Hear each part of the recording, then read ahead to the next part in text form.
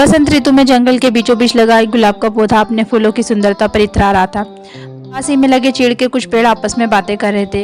एक चीड़ के पेड़ ने गुलाब को देखकर कहा, गुलाब के फूल कितने सुंदर होते हैं ना, मुझे देख लो, मैं तो इतना सुंदर नहीं हूँ। तभी उसके मित्र ने कहा, उदास होने की आवश्यकता नहीं है, हर किसी के पास सब कुछ तो नहीं हो सकता ना। उसके मित्र ने उसकी बात का उत्तर दिया कि उदास होने की आवश्यकता नहीं है, हर किसी के पास सब कुछ तो नहीं हो सकता ना। गुलाब ने उनकी बातें सुन ली और उसे अपनी सुंदरता पर और गुमान हो गया। वह बोला, इस जंगल में सबसे सुंदर तो मैं ही हूँ। तभी सूरजमुखी के फूल ने उसकी इस बात पर आपत्ति जताते हुए कहा, तुम ऐसा कैसे कह सकते हो, इस जंगल में बहुत सारे सुंदर फूल है और तुम बस उनमें से एक हो।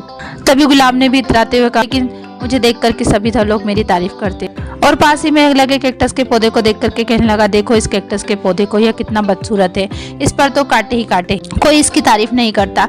उसकी बात सुनकर के चीड़ का पेड़ बोला, यह तुम किस तरह की बातें कर रहे हो, तुम में भी तो कांटे हैं लेकिन फिर भी तुम सुंदर हो। गुलाब को इस बात पर गुस्सा आ गया और कहने लगा, तुम्हें तो सुंदरता का मतलब ही नहीं पता, तुम इस तरह मेरी और कैक्टस के कांटों की तुलना नहीं कर सकते, हम में बहुत फर्क है, मैं सुंदर हूँ और वह नहीं। गुलाब की बात सुनकर के चीड़ के पेड़ ने कहा, तुम्हें घमंड चढ़ गया है गुलाब। और इतना कहकर के चीड़ के पेड़ ने अपनी डाली दूसरी ओर झुका ली। इन सबके बीच कैक्टस का पौधा चुपचाप रहा, लेकिन गुलाब ने गुस्से में अपनी जड़ें कैक्टस के पौधे से दूर हटाने की कोशिश की, लेकिन ऐसा संभव नहीं हो सका।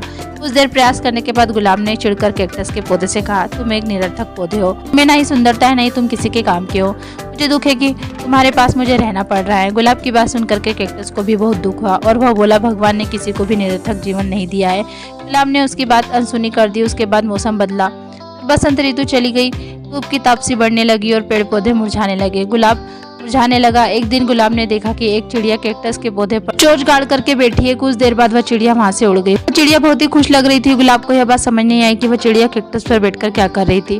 उसने चिड़ के पेड़ से पूछा, यह चिड़िया क्या कर रही थी। चिड़ के पेड़ ने उसे कहा, यह चिड़िया कैक्टस के पौधे से पानी ले रही है। यह सुनकर के गुलाब ने चिड़ के पेड़ से पूछा, लेकिन क्या इस कैक्टस को दर्द नहीं हुआ होगा। तभी चिड़ के पेड़ ने उत्तर दिया, अवश्य हुआ होगा, किंतु दयालु कैक्टस चिड़िया को तकलीफ में नहीं देख सकता था। चिड़ के पेड़ का उत्तर सुनकर के गुलाब उदास हो गया और कहने लगा, तो इस गर्मी में कैक्टस के पास पानी है और मैं तो पानी के बिना सूख रहा हूँ। यह सुनकर के चिड़ के पेड़ ने उसे सलाह दी, तुम भी कैक्टस से मदद क्यों नहीं मांगते, वह अवश्य तुम्हारी मदद करेगा। चिड़िया अपनी चोंच में पानी भर करके तुम्हारे पास ले आएगी। लेकिन गुलाब कैसे कैक्टस से मदद मांगता, उसने तो अपनी सुंदरता के घमंड में उसे बहुत बुरा भला कहा था। लेकिन तेज धूप में अपना जीवन बचाने के लिए आखिरकार एक दिन उसने कैक्टस से मदद मांग ली। कैक्टस दयालु था, वह मदद के लिए फौरन राजी हो गया। चिड़िया भी मदद को आगे आ गई। उसने कैक्टस से पानी चूसा और अपनी चोंच में भर करके गुलाब के पौधों की जड़ों में डाल दिया। गुलाब का पौधा फिर से तरोताजा हो गया। गुलाब को समझ में आ गया था कि किसी को देख करके उसके बारे में राय नहीं बनाना चाहिए।